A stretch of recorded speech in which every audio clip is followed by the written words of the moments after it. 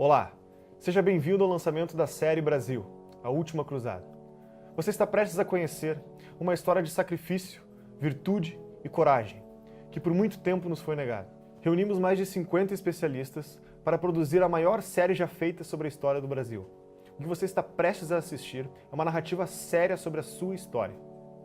A Brasil Paralelo é uma organização 100% privada. Nosso objetivo é reverter as mazelas feitas na nossa cultura nos últimos anos. Não recebemos dinheiro público. A nossa independência é assegurada por milhares de pessoas que, ao travarem contato com o nosso trabalho, decidem se tornar membros e financiar essa transformação cultural. Ao se tornar membro da Brasil Paralelo, você vai ter acesso a uma plataforma com mais de 50 aulas exclusivas com especialistas que vão ampliar a sua visão de mundo. Um grupo fechado, onde vamos nos conhecer e planejar o futuro em conjunto. Você vai poder debater com outros membros sobre cada entrevista, participar de encontros presenciais e ter acesso aos bastidores de produção diariamente. Mas eu diria que o mais importante é que o seu financiamento torna possível que novas produções sejam feitas gratuitamente para que novos brasileiros tenham a chance de despertar as suas consciências. É a chance de fazer algo efetivo pelo nosso país. Durante o lançamento dessa série, você terá acesso ao preço promocional para tornar-se membro. Esse preço é por tempo limitado. Não perca tempo. Junte-se a nós. Fique agora com o primeiro capítulo da série Brasil, A Última Cruzada, e até breve.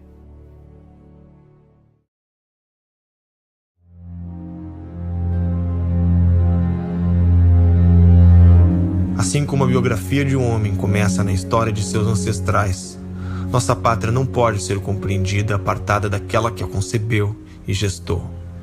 E a nossa identidade terá de ser buscada em acontecimentos enterrados por muitos anos, a milhares de quilômetros, no velho mundo e nas profundezas do oceano. Neste mergulho rumo às origens remotas, muitas das linhas que separam os mitos da realidade e a história das lendas vão sendo borradas pelo nevoeiro dos séculos e pelas crenças dos antigos.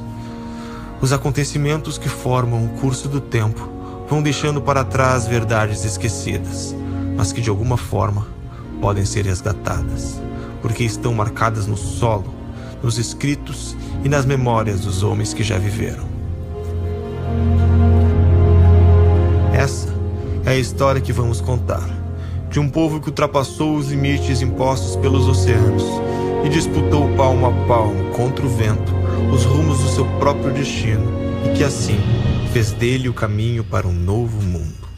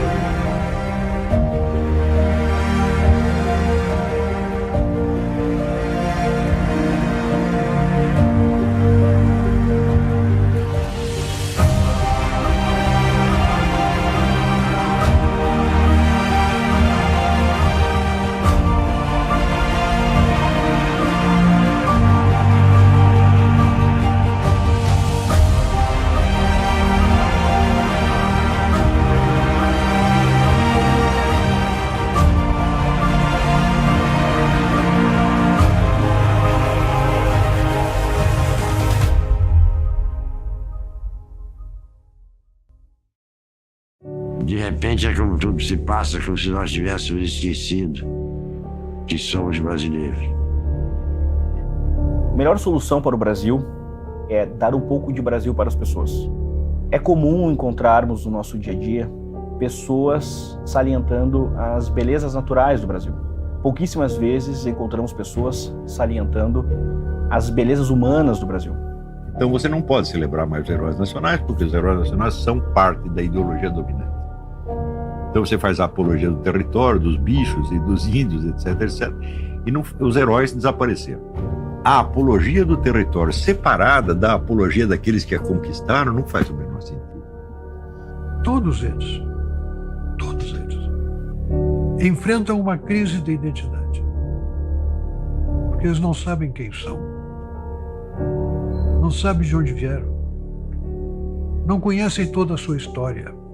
Sonegar essa história a um povo, sonegar essa história a uma nação é um ato perverso.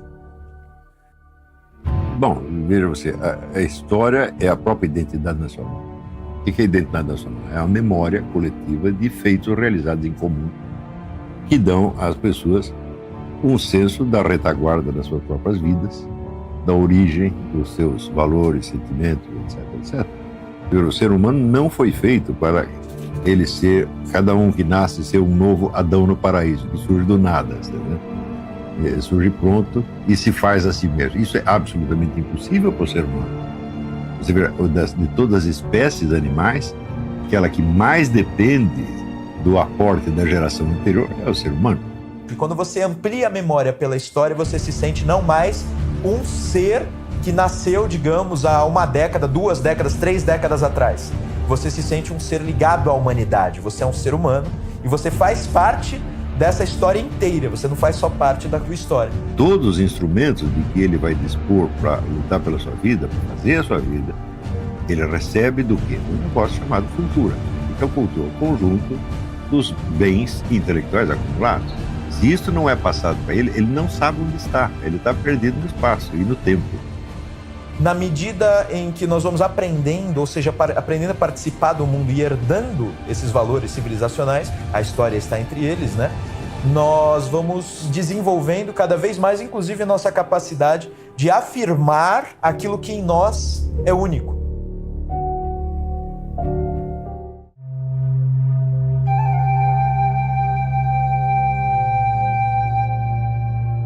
Somos tão jovens na história da humanidade que às vezes esquecemos do que nos permitiu chegar aqui e viver dessa forma. Há 30 mil anos, nossos antepassados tentavam dizer alguma coisa quando pintavam nas rochas.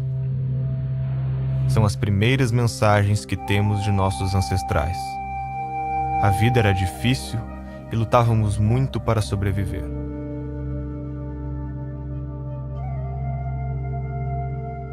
Os humanos não sabiam onde estavam.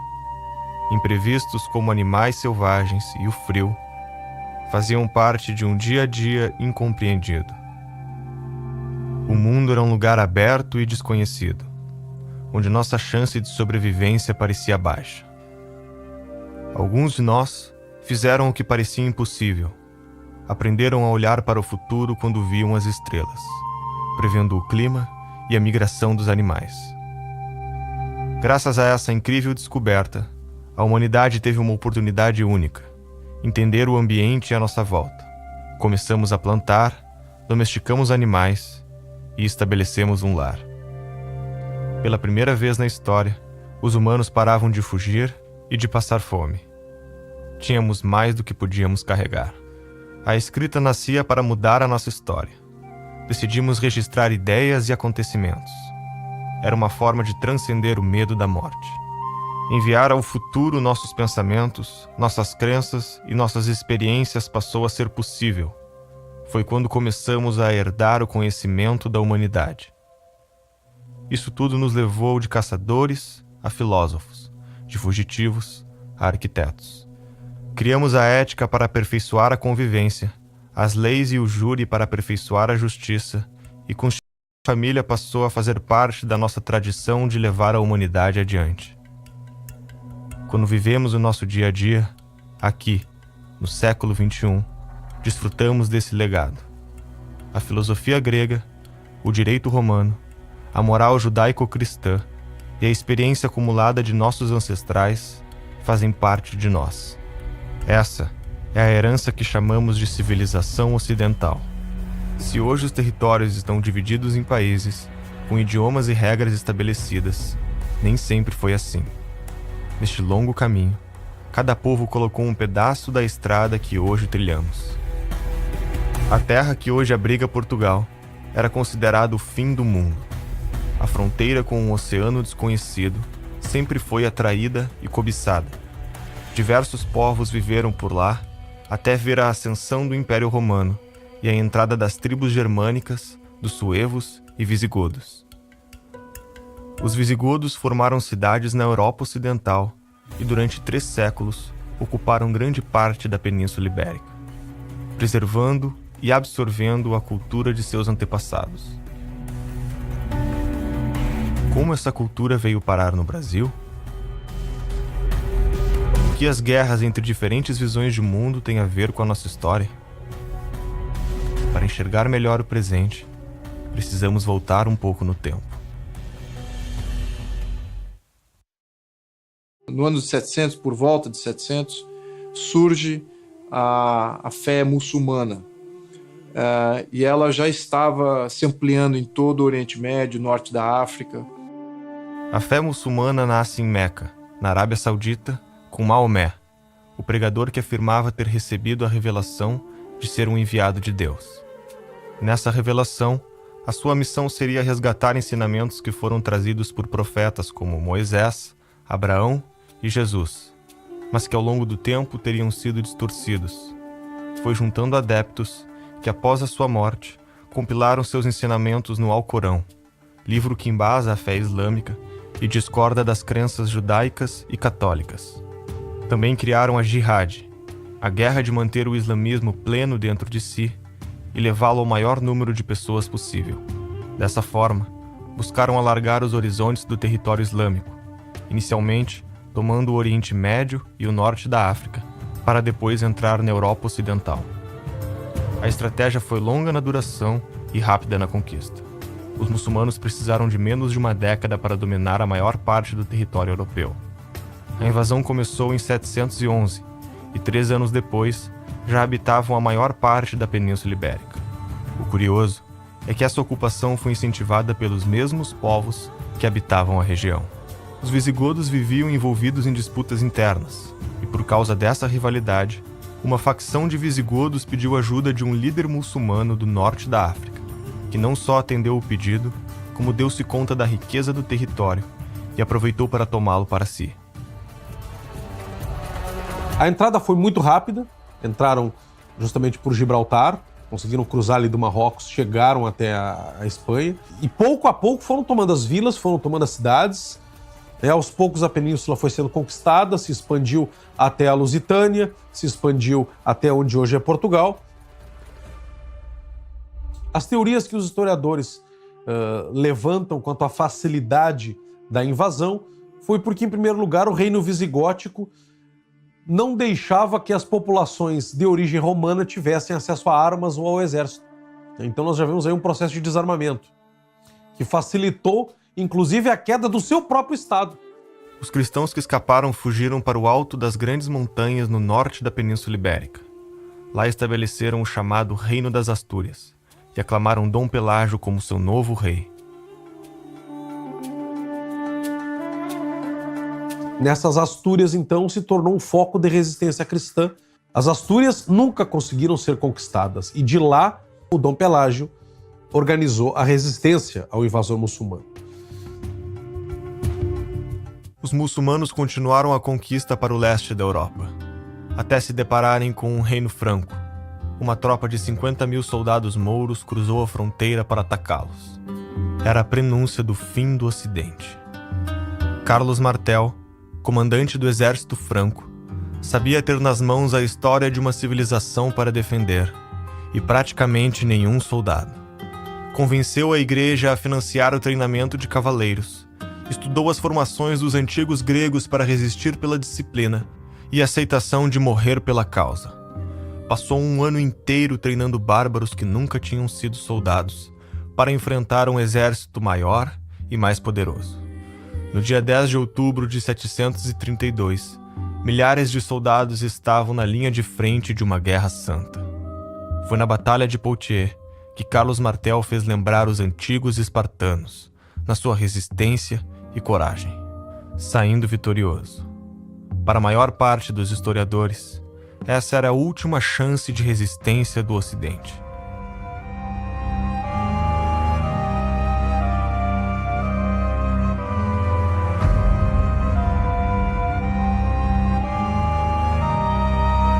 A vitória significava um suspiro de esperança para os inimigos do Islã. Com isso, as Astúrias começaram o processo de reconquista do território dominado pelos muçulmanos. Até que houve uma grande batalha em 722, a Batalha de Covadonga. Foi considerada essa Batalha de Covadonga o início da reconquista cristã, porque eles não estavam mais se defendendo ou fazendo pequenas guerrilhas, mas se defrontaram diretamente com o inimigo num processo de expansão do reino das Astúrias. Né? Os mouros tinham conquistado a Espanha e agora era hora de reconquistar a Espanha. Era hora de reconquistar o território perdido. E Covadonga é um evento importantíssimo para a cultura católica espanhola. Né? Dom Pelágio é considerado justamente um grande herói, não só porque ele resistiu e se organizou nas Astúrias, mas porque foi um herói vencedor em Covadonga. Né? Várias batalhas, várias guerrilhas que foram sendo travadas foram vencidas pelos asturianos, pelo moral que eles ganharam na vitória em Covadonga. Quando você observa uma sociedade islâmica, você tem tudo diferente. Tudo diferente. Todos os valores são diferentes desse daí. E Portugal passou por um tempo por domínio islâmico, tá? E aí você percebe que alguns valores islâmicos a gente pegou, não só na linguagem, a gente tem alface, algumas palavras com algodão é alcudum, palavras que vêm do árabe, mas a gente tem também alguns valores. Por exemplo, quando a gente tem organização militar.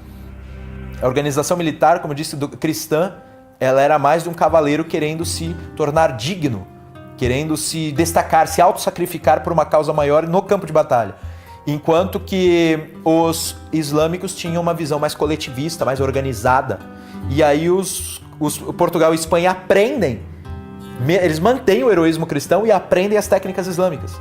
Porque primeiro eles apanharam, né? O Islã, se você observar o mapa, eles pegam a Península Ibérica quase toda, fica um pequeno pedaço de resistência e depois eles vão reconquistando.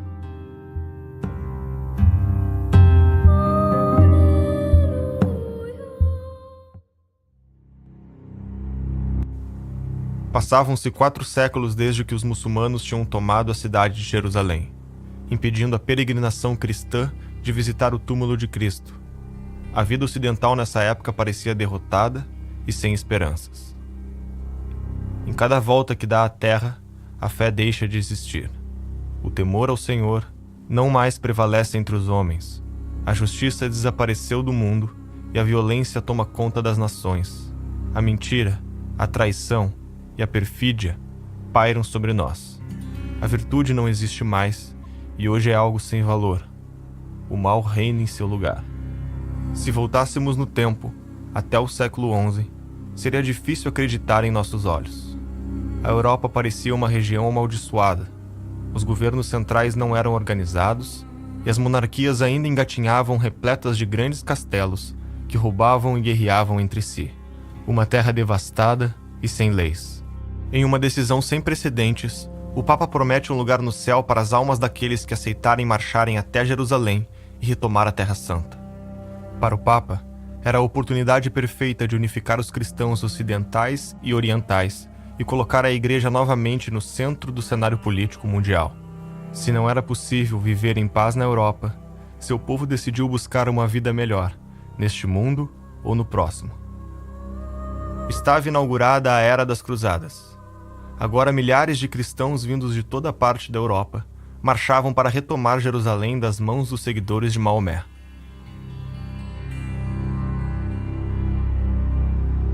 O que foram as cruzadas? Foram uma resposta parcial e tardia à maior agressão imperialista que a Europa já havia sofrido. Você vê que nem os romanos fizeram tanta devastação quanto os muçulmanos fizeram. Porque os romanos, pelo menos, quando Roma invadia um lugar, invadia um país, imediatamente transforma todo mundo em cidadão romano e você tinha todos os direitos. E o romano se adaptava às religiões locais. Ao contrário, você tem lá a sua religião local, uma divindade esquisita, o romano pegava, botava aquilo no panteão em Roma e falava, bom, essa aí mais uma religião está valendo. Quer dizer, quem inventou o multiculturalismo foram os romanos, né? E os muçulmanos, ao contrário. Onde eles invadiam, você tinha a opção. Você se converte ao Islã agora, você aceita a autoridade islâmica, ou tem 2 hipóteses. A primeira é você morrer, e a segunda é você virar um cidadão de segunda classe, que não pode praticar sua religião em público, não pode nem falar dela em público, você não pode exercer este posto, aquele posto, aquele posto, aquele posto. Tá certo? O que é que você ganha? Nós vamos tomar metade de impostos, e assim por diante. As cruzadas se iniciaram para resgatar a terra de Canaã, porque ela havia se tornado de uma fé hegemônica, que era na questão islâmica. As cruzadas foram um grande sucesso no início, conseguiram expulsar os exércitos sarracenos e libertar Israel, libertar Jerusalém. Com a Terra Santa reconquistada, surgiram massas de peregrinos marchando em busca da paz espiritual. Mas o caminho até Jerusalém era para poucos.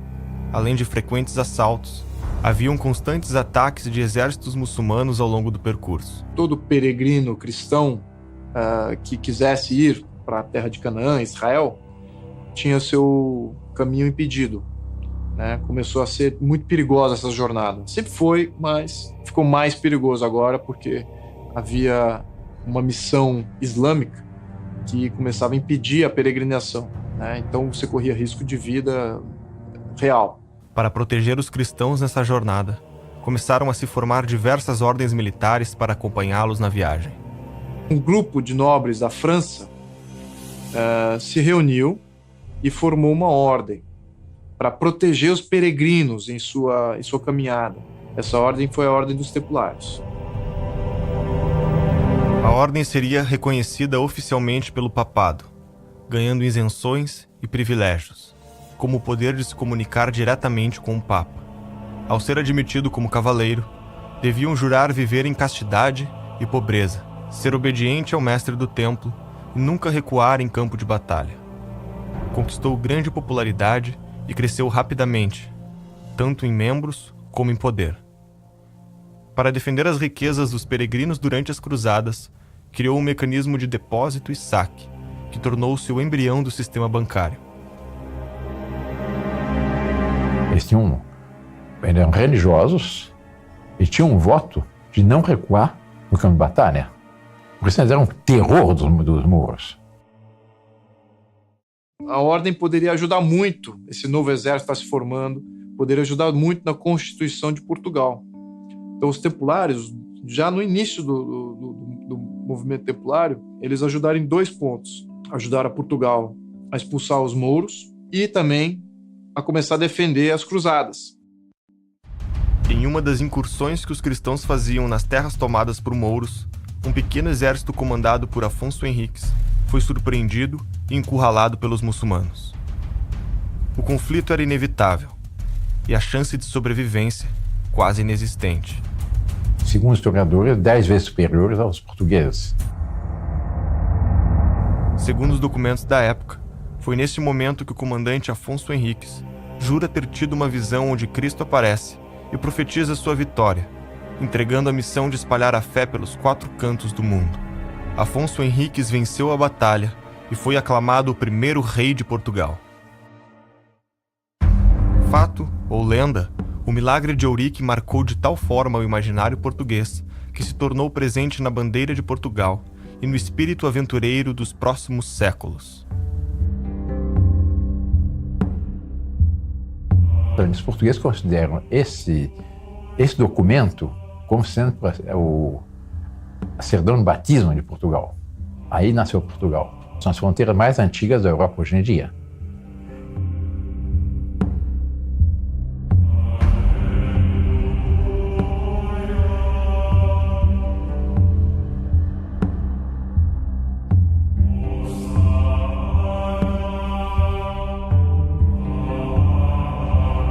A civilização se funda com orientações gerais que vêm do mito. Mito não é sinônimo de mentira. Você vai ao dicionário e vai ver que mito tem várias acepções, uma delas é sim, enganação, ilusão, mentira. Mas o mito, no sentido em que eu uso, é o sentido grego, e o sentido grego é uma explicação primordial sobre a ordem do universo e sobre a ordem humana. Então, por que primordial, né? Porque é uma explicação sem tempo, lá no passado, que você não sabe direito quando foi. Algumas coisas aconteceram e elas explicam como o universo surgiu, explicam como a vida humana se organizou e por quê, qual é o entrosamento dessas coisas. Sem mito não tem civilização. O que nós tivemos aqui é a figura do pai fundador. né? E essa característica se manteve presente desde a fundação de Portugal, desde Dom Afonso Henriques. Com isso ele ganha mais poder, ele ganha mais autonomia e ele continua, então, a formar os seus domínios, impedindo que o Moro entre novamente. A Espanha, pelo contrário, continua a lutar contra o elemento Mouro, contra o elemento mourisco. A Europa estava em constantes conflitos entre os reinos. Todos queriam afirmar seu poder e as fronteiras eram frágeis. Entre eles estava a França, onde o rei Filipe IV, o Belo, queria expandir o seu poder a qualquer custo para enfrentar a Inglaterra. Foi quando teve uma ideia inédita: cobrar impostos da igreja. A retaliação foi rápida e o rei foi excomungado pelo Papa. O Papa não esperava que a campanha difamatória feita por Filipe o Belo pudesse ser tão forte a ponto de ele acabar espancado e morto pela população. O novo Papa que o sucedeu também morreu em menos de um ano, em origens até hoje desconhecidas. É quando assume o Papa francês Clemente V que reverte as decisões da Igreja em favor de seu rei. Na ânsia por poder, Filipe IV continuou expropriando judeus e bancos, gerando inflação, dando calotes e fazendo imensas dívidas. A população se revolta com a imensa crise e o rei recorre à Ordem Templária, que emprestou dinheiro para pagar suas dívidas. O problema é que o empréstimo foi indevido.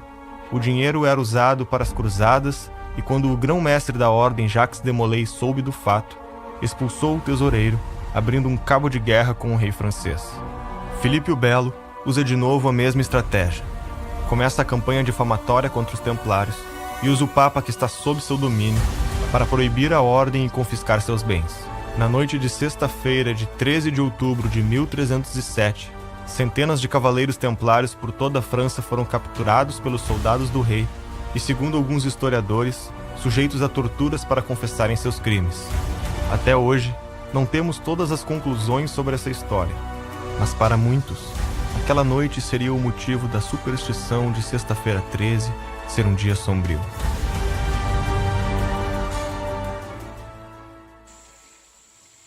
Então, esse é um problema muito ambíguo, porque os templários que inventaram, por exemplo, a letra de câmbio, né?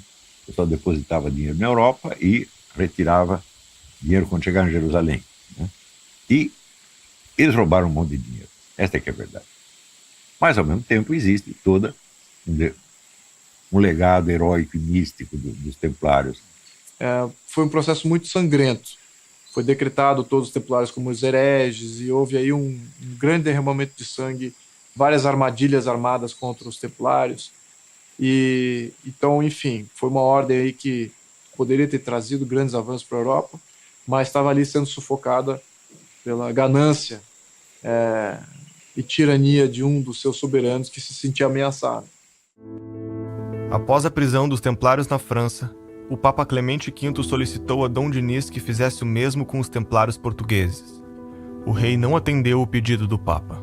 Um único país não atendeu essa bula de uma maneira contundente. Esse país foi Portugal.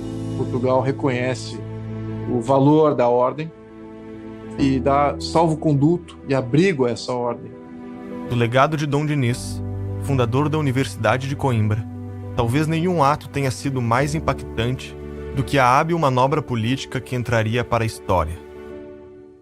Quando foi extinta a Ordem dos Templários, infelizmente, o rei de Portugal pediu que, em Portugal, a ordem continuasse. Porque a ordem, os cavaleiros da Ordem Templária, que eram os grandes defensores da fé e das cruzadas, da Terra Santa, etc. O rei de Portugal, Dom Dinis, ele se apressa em criar novas ordens e pedir ao Papa que transfira os bens dos templários para o seu governo, para, digamos assim, o governo destas ordens. E então o rei Dom Dinis cria a Ordem de Cristo. Então ela vai continuar em Portugal, mas com o nome Ordem de Cristo.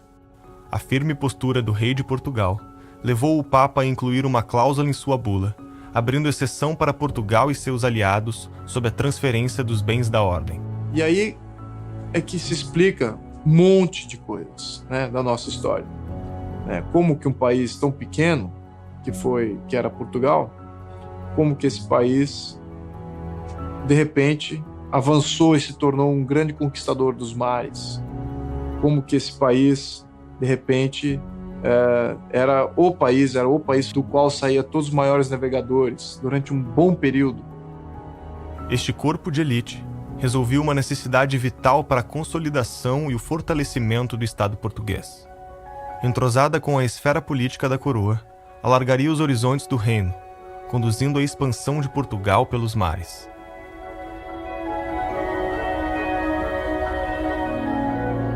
A vida política em Portugal também não seria tranquila. Os herdeiros de Dom Afonso Henriques não perpetuariam o governo da dinastia Afonsina. Mais uma grande guerra eclodia na Europa entre a Inglaterra e a França, chamada de Guerra dos 100 Anos. Muitos reinos se dividiram, dependendo do lado que apoiavam. Em 1383, o último rei da dinastia Afonsina, Dom Fernando I, morreu sem deixar herdeiros.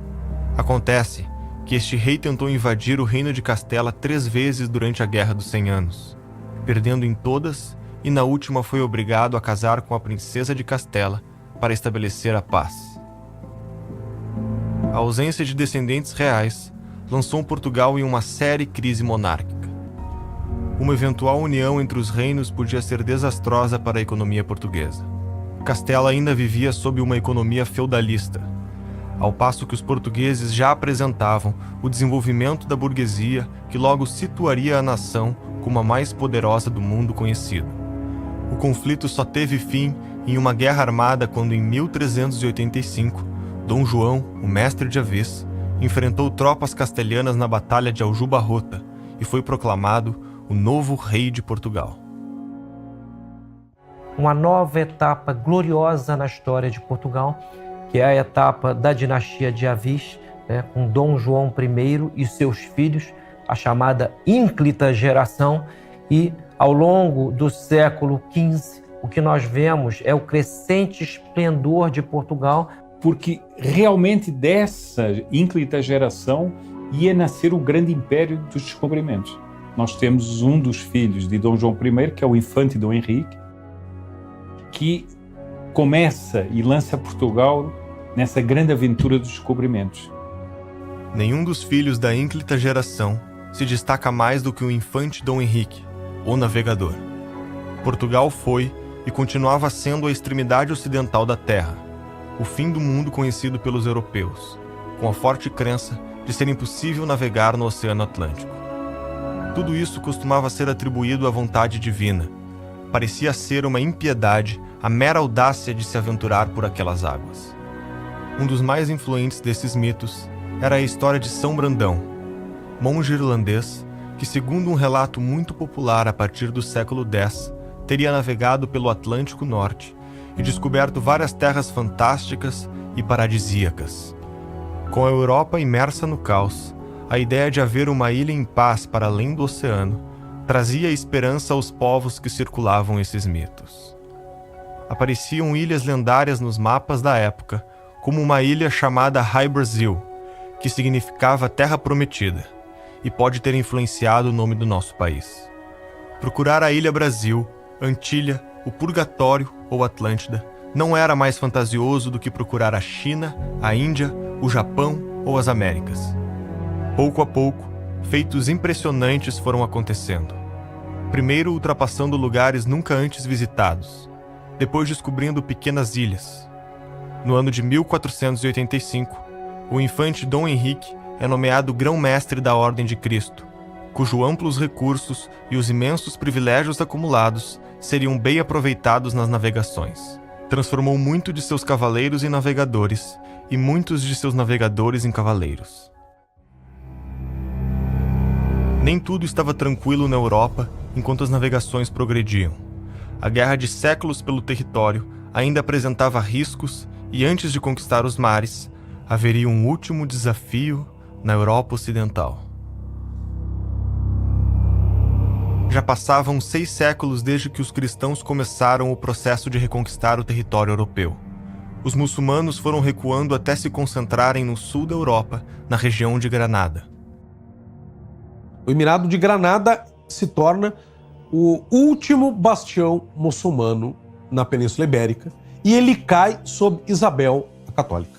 Ela era uma mulher de formação intelectual muito grande e pensa que a sua missão reconquistar de vez a Espanha, terminar o que os seus antepassados fizeram. Os muçulmanos estavam em Granada, eventualmente guerreavam contra os cristãos e tinham planos de reconquistar toda a província.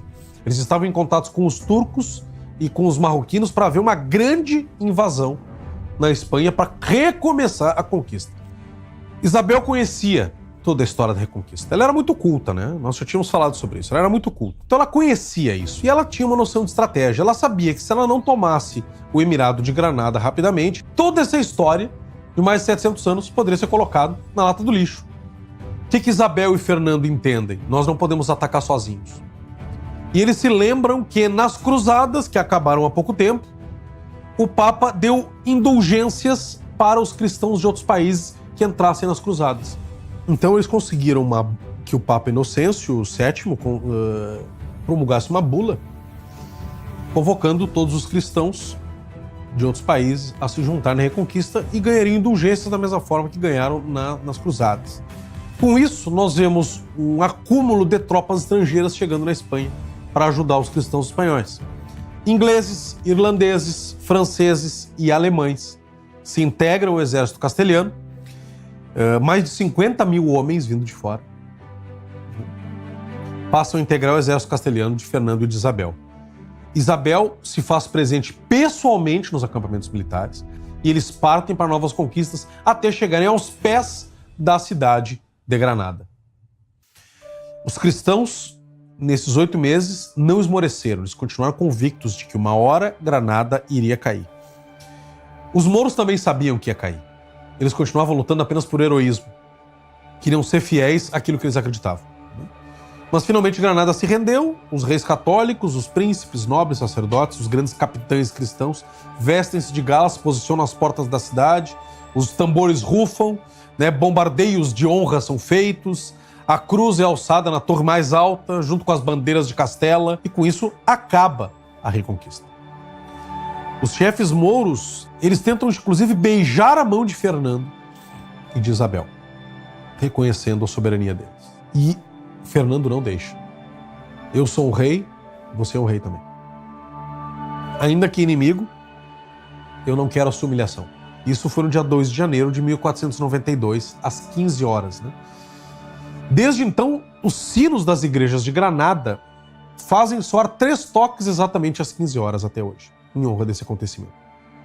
Vejam qual é a data novamente, 2 de janeiro de 1492. 1492 foi o ano em que Cristóvão Colombo empreende a sua navegação para a descoberta da América. Foi justamente no acampamento de Santa Fé que Colombo estava e viu a queda de Granada. Colombo estava lá, que ele tenta convencer Isabel a patrocinar a navegação. Por que influencia as navegações? O que as grandes navegações de Portugal e Espanha têm a ver com a Reconquista? Nós temos que ver que nós estamos falando de um processo de mais de 700 anos de luta por posse de território. Lá da distante Astúrias, os cristãos foram crescendo, foram baixando e foram se expandindo até conquistar todo o seu território. Então eles foram formados geração em geração na conquista de território e desbravamento do território. Até que não tem mais território a conquistar. Só lhes resta o mar. Cristóvão Colombo conseguiu que Isabel e Fernando financiassem a sua expedição. Era um objetivo antigo, que já tinha sido lhe negado por outros reis, inclusive pelo de Portugal. Em 1492, Colombo descobria o que chamou de Índias Ocidentais, que eram as ilhas da América Central. Essa descoberta tornava necessário dividir as zonas de influência entre espanhóis e portugueses nas navegações. Para isso, assinaram o Tratado de Tordesilhas, onde fora da Europa, os portugueses ficavam com um território a leste de um meridiano, enquanto os espanhóis ficavam com um território a oeste. Até então, só uma pequena parte da área dividida pelo tratado havia sido vista pelos europeus, sendo dividida apenas no papel. Imediatamente após a primeira viagem de Colombo, vários exploradores navegaram na mesma direção. Mas eles já tinham noção de que havia algo do outro lado do Atlântico, a tal ponto que quando houve os tratados entre a Espanha e Portugal, eles insistiram que a linha demarcatória fosse 70 milhas mais ao oeste, de onde veio o Tratado de Tordesilhas. Mas eu não aceito, não concordo que se despreze o imenso valor que este país tem por ter nascido do esforço político e técnico de um povo, de um pequeno território, que foi a primeira nação organizada da Europa, localizado num canto da Península Ibérica, e que numa determinada época de sua trajetória dividiu o mundo em duas partes. Uma era dela e outra era da Espanha. Tinha poder, tinha cacife político para isso. E conseguiu isso através do empenho do seu povo. Povos que nunca antes tinham se visto estavam prestes a se encontrar. No ano de 1497, Portugal envia Vasco da Gama para encontrar uma rota até as Índias, contornando pela primeira vez a África. 3 meses após partir, a frota que comandava já estava navegando em águas até então desconhecidas para os europeus. Em Moçambique, tiveram que se passar por islâmicos e quase tiveram seus navios roubados, até que finalmente, 10 meses depois, a frota alcançou o destino indiano e estabeleceu a Rota do Cabo, deixando o caminho aberto para a Índia. Na hora de regressar, navegaram contra o vento, e trechos da viagem que duraram apenas 23 dias, agora demoravam 132. Metade da tripulação pereceu, e das embarcações e dos 148 navegadores que estavam lá, só 2 delas, totalizando 55 homens, voltaram para Portugal. Vasco da Gama chegou 1 mês depois de seus companheiros, tendo que sepultar o seu irmão mais velho no caminho. No seu regresso, foi recompensado como o homem que finalizou um plano que levou 80 anos para ser cumprido.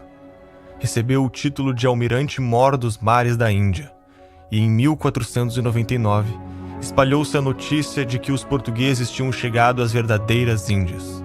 A viagem era a mais longa até então realizada, superior a uma volta completa ao mundo pela linha do Equador, e seria eternizada na epopeia Os Lusíadas, escrita por Luís Vaz de Camões. Um feito inacreditável, que seria superado logo no ano seguinte.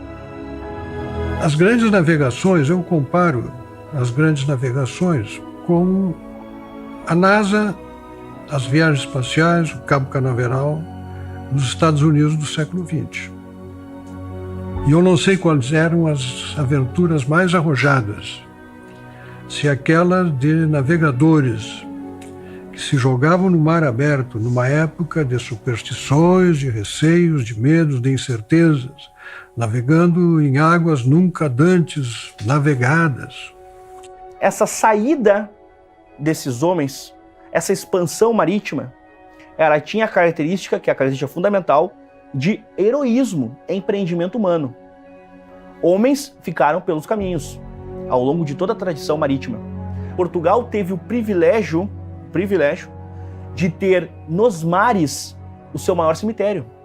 Por isso é que o Fernando Pessoa tem uns versos em que ele diz: ó mar salgado, quanto do teu sal são lágrimas de Portugal. E depois, no final desses versos, ele diz: valeu a pena? Tudo vale a pena quando a alma não é pequena. Uma segunda grande armada portuguesa foi enviada para a Índia, desta vez com 13 navios, cerca de 1.500 homens e guiada por Pedro Álvares Cabral.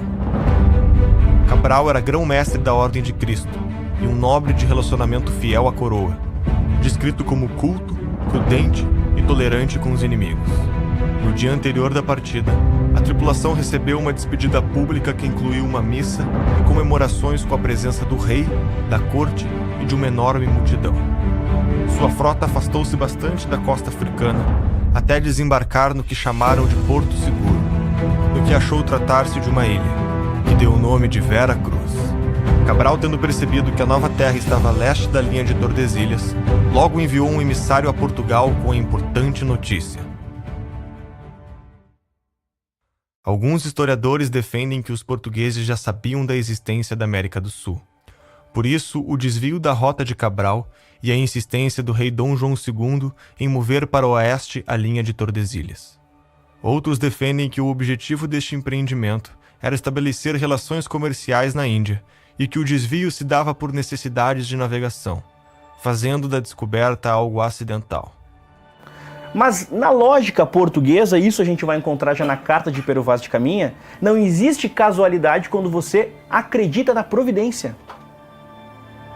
Então é um debate menor no sentido português de seu tempo, porque um português fiel à tradição católica, ele não está se preocupando se ele chegou sem querer ou por querer. Ele acredita que está ali por um motivo e esse motivo é missionário. E esses elementos nós já encontramos na certidão de batismo, como muitas vezes é colocada assim, a Carta de Pero Vaz de Caminha. Como é que vocês acham que, de repente, um povo que na Idade Média lutou por 8 séculos contra o inimigo islâmico vai do nada se transformar num mercador? Só quero realizar comércio. Não faz o menor sentido. Essa história, assim como ela é contada, de que o português sai só para encontrar especiarias e para ter um melhor acesso a rotas comerciais, isso não se justifica de modo algum. É um desconhecimento completo de que era Portugal, né? De o que era o mundo medieval. O mundo medieval é um mundo de grandes guerreiros. Você não se lança num pequeno barco através de um oceano que você não conhece para encontrar um pau-brasa vermelhinho. Não é isso. É para encontrar a terra prometida. É para encontrar a terra abençoada. Isso é um fator motivador dos grandes descobrimentos, até mesmo hoje do espaço. Eu estou indo para o espaço para descobrir que em tal lua de tal isso aqui vai ter um ferrozinho. Você está indo para o espaço para descobrir vida. Vida além da sua vida própria. É isso que motiva. Não é coisas pequenas assim. Então, entender isso, entender bota um monte de molecada num barco e lança eles. Pra quê? Porque eu quero que ele pegue uma pedra lá, né, do outro lado do oceano. É isso? Não, eu quero que ele encontre o paraíso. Essa que era um fator motivador. Então, era a base da vontade, era o elan do negócio. Então não era coisa pequena, não é uma coisa frívola. Como se constrói. Não era nada disso. Claro, é mais difícil eu contar essa história para um número muito grande de pessoas. É muito mais complicado. O fato é que no dia 22 de abril de 1500, os portugueses atravessaram o Oceano Atlântico e chegaram no Brasil.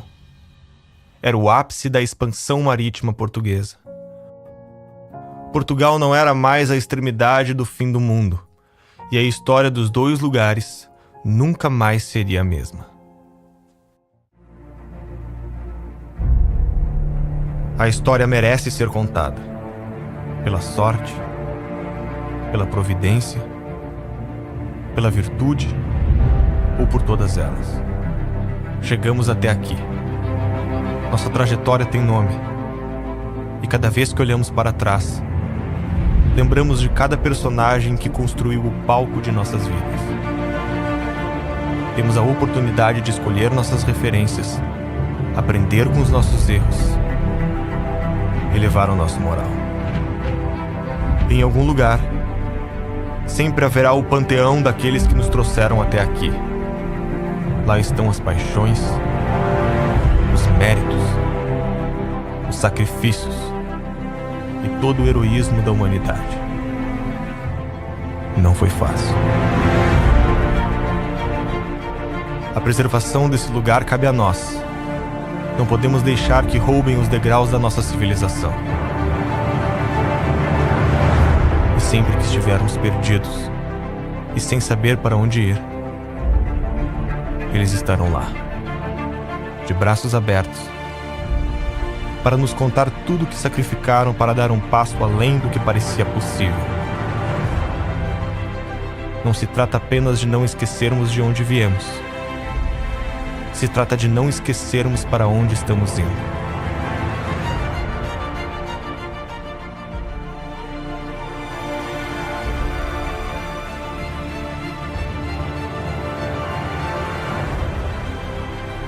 Nos momentos mais difíceis,